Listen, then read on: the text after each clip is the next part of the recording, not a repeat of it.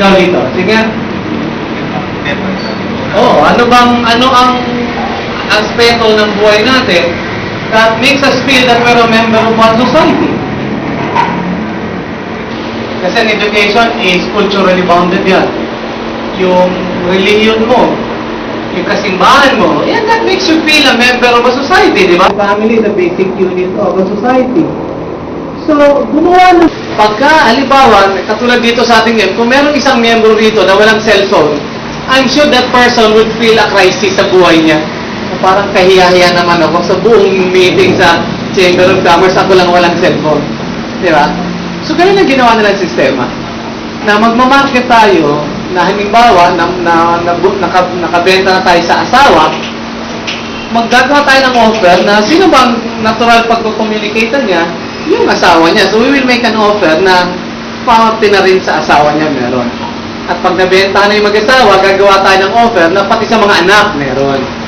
Ganun din, na sa isang opisina, pag bumili na yung boss, dapat pati mga empleyado. So, the whole marketing program of the cellular dati, ang text nun, libre. Di ba? Which is, doon naman yun sa pangalawang aspeto naman. Na sabi nila, kasi, kaya natalo ng mga taga-television, although mas marami ng television nun, kaysa sa telepono, natalo pa rin sila kasi dahil sa tanong na to. Ay ba ito, nakakita na ba kayo ng remote ng mga bagong TV ngayon? Diba? Ano? Tingin niyo ba yung mga, alin ang mas maraming button? Yung remote ng television o yung telepono? Television, diba? So, may button sa television, diba? Ilan lang ang ginagamit yung button doon sa remote ng television?